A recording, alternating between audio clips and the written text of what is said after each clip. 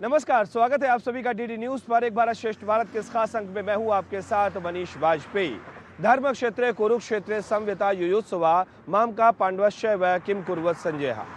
श्रीमद् भागवत गीता में के पहले श्लोक में जिस जगह को धर्म क्षेत्र के रूप में दिखाया गया है वो है कुरुक्षेत्र।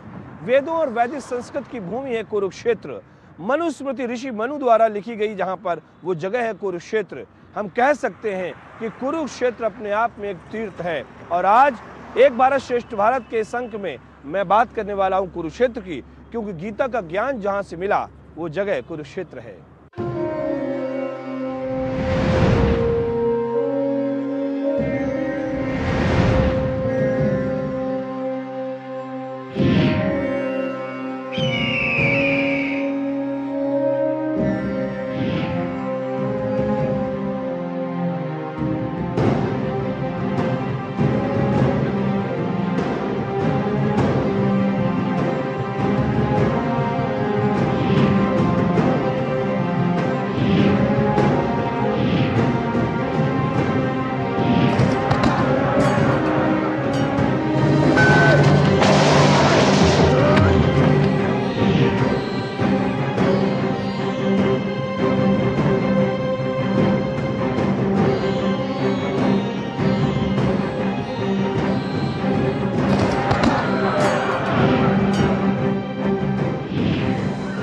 जो गीता में धर्म क्षेत्र के रूप में वर्णित है वो कुरुक्षेत्र है। जिस क्षेत्र को स्वयं परमात्मा ने गीता ज्ञान के लिए चुना वो कुरुक्षेत्र है। जिस क्षेत्र में ब्रह्मा ने सृष्टि के सृजन का शुभारंभ किया वो कुरुक्षेत्र है। जो क्षेत्र सरोवरों और तीर्थ स्थलों से पटा हुआ है वो कुरुक्षेत्र है। हरिद्वार के जल में मुक्ति है, वाराणसी के जल और थल में मुक्ति है, कुरुक्षेत्र के जल थल अंतरिक्ष में मुक्ति है। तो पूरा का पूरा आध्यात्मिक स्थान है। यहाँ पर ब्रह्म सरोवर हो या गीता का जो जहाँ पर ऐसा माना जाता है वहाँ से गीता बोली गई थी, या पुराने प्राचीन मंदिर देवी के हों, ये आध्यात्मिक स्थान है। और यहाँ पर आकर के जब आप कुरुक्षेत्र में आते हैं तो एक एम्बियंस की, एक वेव्स की महसूस करते हैं आप।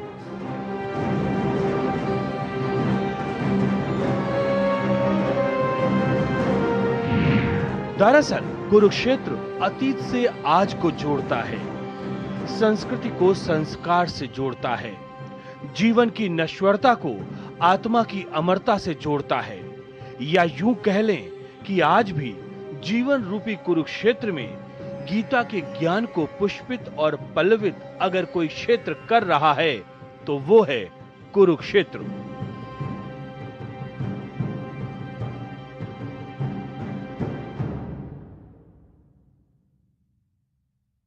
यहाँ गीता क्यों हुई, बहुत कम लोग इस बात को जानते हैं।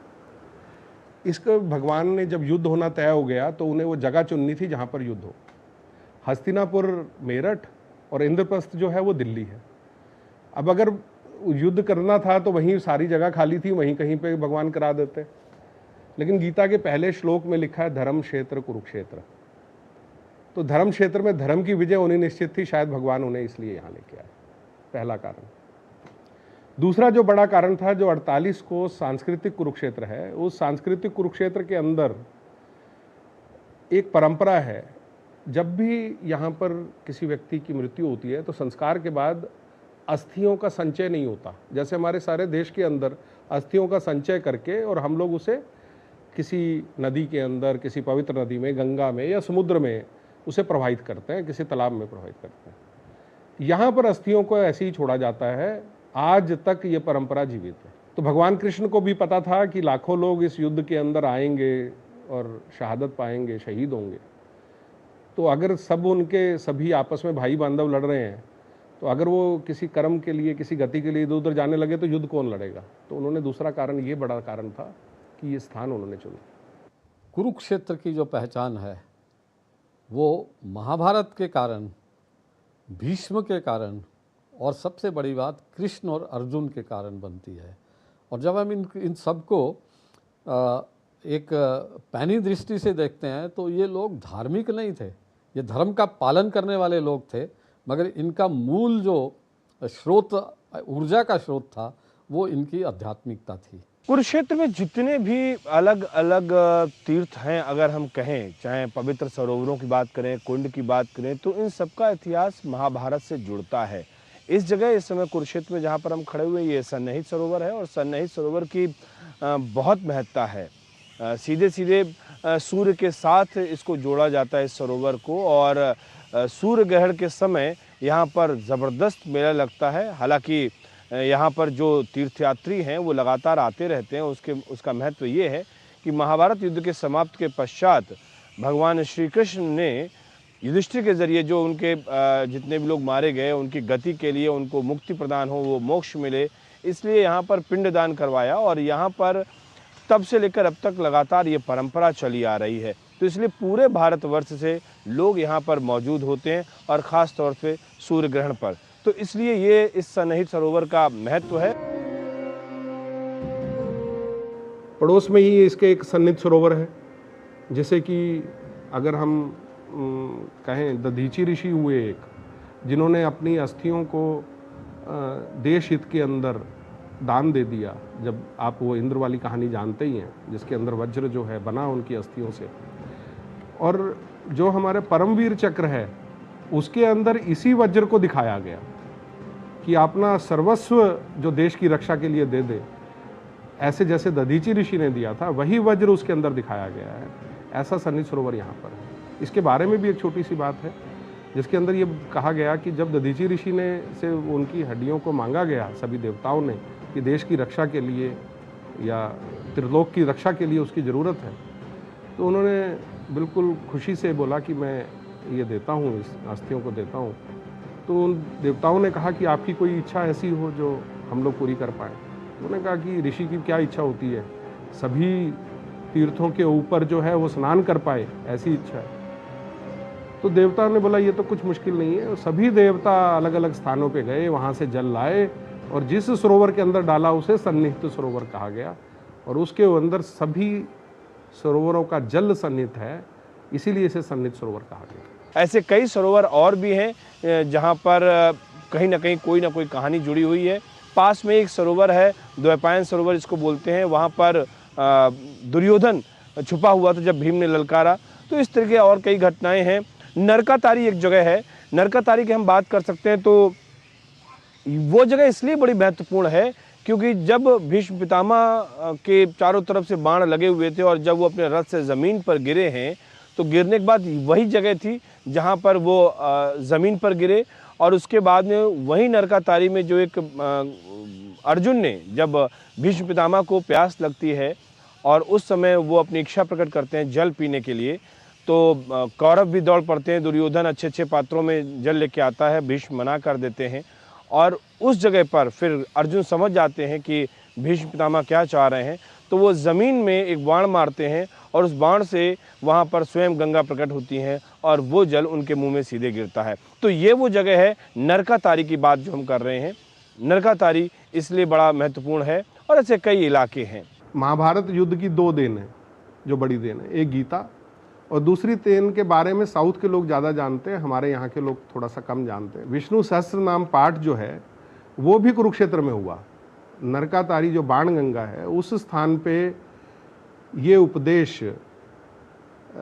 जो है ये सुनाया गया युधिष्ठिर को भीष्म पितामह के द्वारा।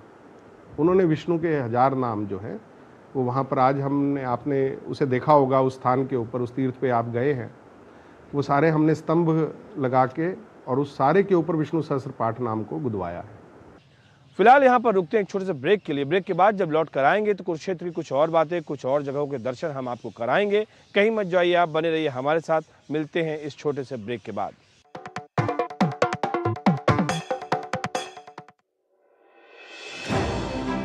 भरोसा सिर्फ तेजी से नहीं, बना है सटीक खबरों से। दावे नहीं, दिखाते हैं तथ्य, दिखावा नहीं, चुनते हैं सच। दस्तक सनसनी की नहीं, खबरों की देते हैं हम। यही है रिश्ता आपका हमारा, बना है अटूट भरोसा वर्षों की मेहनत से। डीडी न्यूज, भरोसा सच का। ये भरोसा और हो रहा है गहरा, क्योंकि आपका अपना चैनल अब है नए तेवर और नए कलेवर में।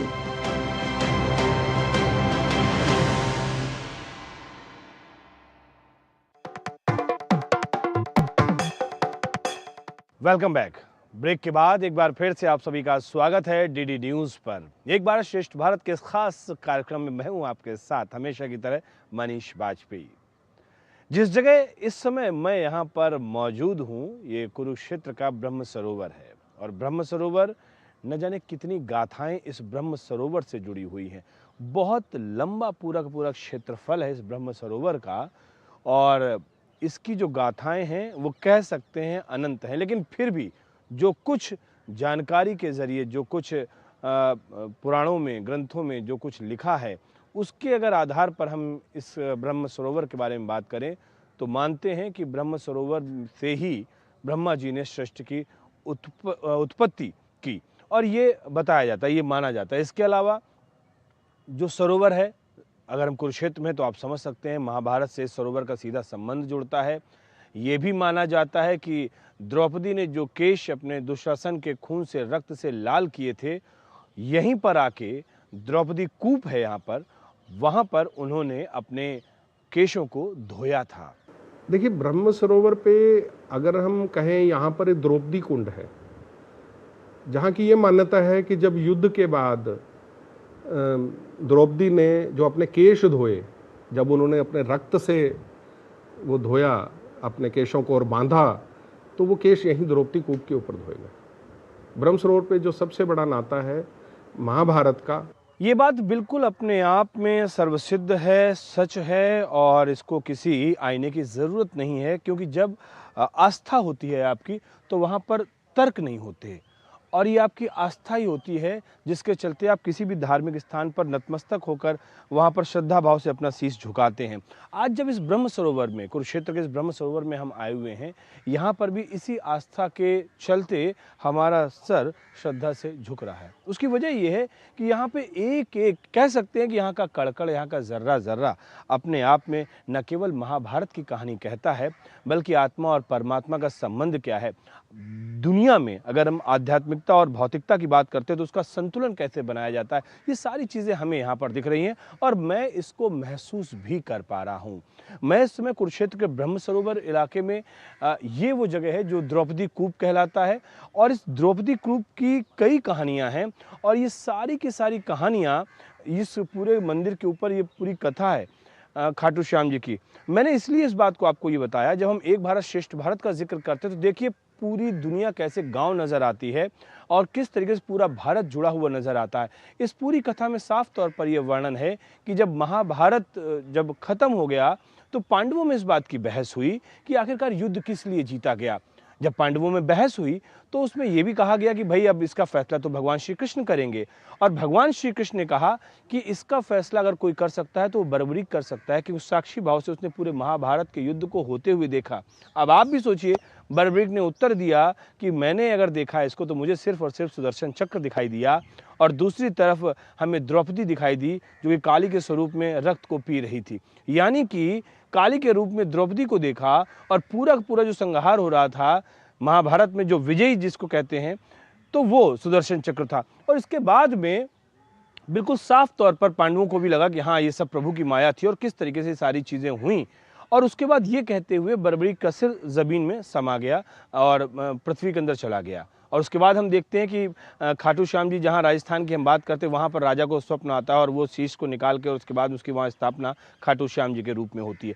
तो इस तरीके से कैसे भारत के अलग अलग प्रांत एक दूसरे के साथ जुड़े हुए हैं, हमारी कथाओं के ज़रिए, हमारे इतिहास के ज़रिए, हमारी परंपराओं के ज़रिए। और यही बात लगातार हम एक भारत श्रेष्ठ भारत में बताते हैं कि किस तरीके से हमारा भारत एक है, किस तरीके से हमारी अपनी प्राचीन परंपराओं, हमारे सांस्कृतिक सौंदर्य के चलते हमारा भारत श्रेष्ठ है और और उस भारत की श्रेष्ठता में ये द्रौपदी कूप भी अपनी भूमिका निभा रहा है। कई कहानियां यहाँ पर, चाहे वो द्रौपदी के रक्त से सने बालों को धोने की हो, चाहे वो युधिष्ठिर के द्वारा यहाँ पर विजय स्तंभ स्थापित करने को हो। और ये जो कूप आप देख रहे हैं द्रौपदी कूप, इसी को यहाँ पर पांडवों ने इसको खोदा था और द्रौपदी के स्नान के लिए यहीं पे वो जगह तैयार की गई थी। तो ये सारी चीज़ें हैं जिनको हम आपको दिखा रहे हैं एक भारत श्रेष्ठ भारत के अपने इस खास कार्यक्रम में, और यहाँ से जुड़ी हुई कुछ कथाएं हैं जिनका वर्णन भी हम आपको लगातार कर रहे हैं। इसके अतिरिक्त जो पिंडदान करने के बाद में जब महाभारत का युद्ध समाप्त हो जाता है तो पांडवों सहित युधिष्ठिर ने भी यहाँ पर स्नान किया था। ऐसी कई सारी गाथाएं प्रचलित हैं, ऐसे कई सारे यहाँ के महत्व हैं जो इस ब्रह्म सरोवर को और भी ज़्यादा महत्वपूर्ण बना देते हैं। पीछे सर्वेश्वर महादेव का मंदिर है जो आप पीछे देख रहे हैं, और सर्वेश्वर महादेव का मंदिर हम इस तरीके से इसकी व्याख्या कर सकते हैं कि जैसे कि भगवान श्री राम ने रामायण का अगर हम जिक्र करें तो रामेश्वरम में शिव की प्रतिमा की स्थापना की थी युद्ध शुरू होने से पहले। माना यह जाता है कि सर्वेश्वर महादेव की यहाँ की स्थापना भी श्री कृष्ण के द्वारा की गई थी। ये महाभारत के शुरू से होने से पहले की ये कहानी है। तो ऐसी कई कहानियां हैं, ऐसे कई किस्से हैं जो इस ब्रह्म सरोवर को लेकर प्रचलित हैं। सृष्टि की रचना शुरू यहीं से हुई। ब्रह्मा जी ने इसी ब्रह्म सरोवर पे, जिस तट पर आप बैठे हैं, यहीं से ब्रह्मा जी ने सृष्टि की रचना, उत्तर वेदी का स्थान कुरुक्षेत्र है, यही ब्रह्म सरोवर है। ये उत्तर भारत के अंदर जब ब्रह्मा जी ने सृष्टि की रचना की और यहाँ शिव का शिवलिंग स्वयं अपने हाथों से बना के जब पूजन किया, तो वह सर्वेश्वर महादेव मंदिर भी यहाँ सरोवर के बीच में है।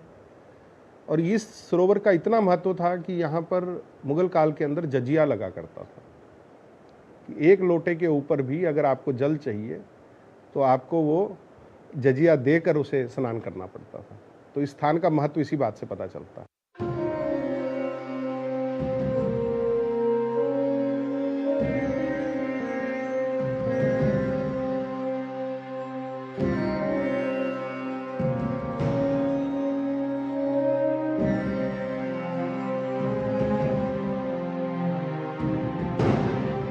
अगर आज की हम बात करें तो जो गीता महोत्सव कुरुक्षेत्र में मनाया जाता है, उस समय पूरा का पूरा ये जो आप ये सरोवर का इलाका चारों तरफ देख रहे हैं, ये पूरा इलाका लोगों से भरा हुआ होता है।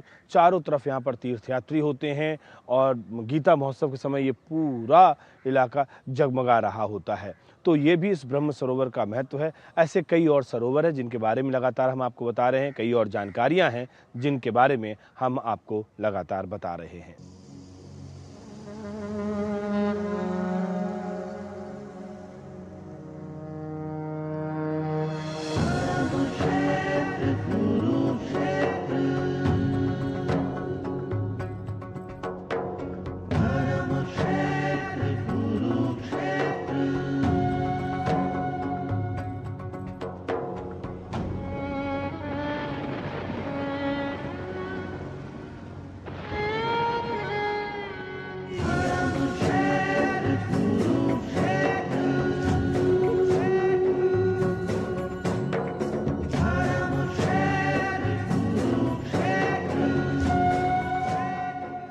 ये जितने धार्मिक मेले हैं, ये जो कुंभ है, ये जितने धार्मिक धर्म स्थान है, या मैं कहूँ ये जो कल्चरल पॉइंट्स हैं, ये एकता के सूत्र हैं कहीं ना कहीं।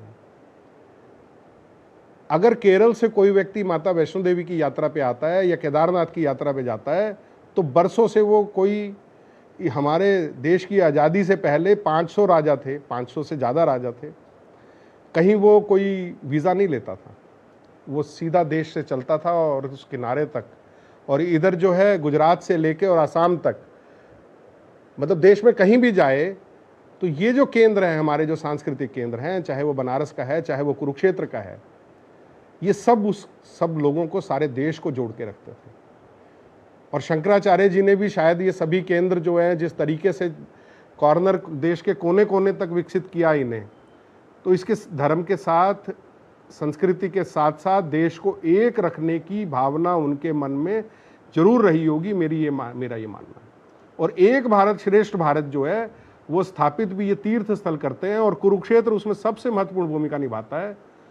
क्योंकि जैसे भगवान राम ने रामेश्वरम के अंदर पूजा की थी, युद्ध से पहले, वैसे ही भगवान श्री कृष्ण ने युद्ध से पहले कुरुक्षेत्र के अंदर भी शिव की पूजा की थी। गंगाया जले मुक्ति वाराणस्याम जले स्थले कुरुक्षेत्रे त्रिधा मुक्ति आंतरिक्षे जले स्थले। इस श्लोक में साफ तौर पर यह वर्णन है कि गंगा में तो जल में मुक्ति मिलती है, बनारस की बात करें वाराणसी में तो जल और स्थल दो जगह पर मुक्ति मिलती है, लेकिन कुरुक्षेत्र एक ऐसी जगह है जहां पर तीनों जगह से मुक्ति मिलती है, जल, थल और नभ। ये महात्म्य है कुरुक्षेत्र का। कुरुक्षेत्र की महत्ता किसी भी तीर्थ से कम नहीं है, क्योंकि वाकई यहाँ पे जो गीता का ज्ञान मिला, उस गीता के ज्ञान ने पूरे के पूरे विश्व को अपने प्रकाश में आबद्ध कर लिया, और इसीलिए परमात्मा ने भी इस जगह को चुना था महाभारत के लिए। एक भारत श्रेष्ठ भारत में फिलहाल इतना ही। दीजिए मुझे इजाजत के इस वायदे के साथ कि फिर होगी आपसे मुलाकात। तब तक के लिए नमस्कार।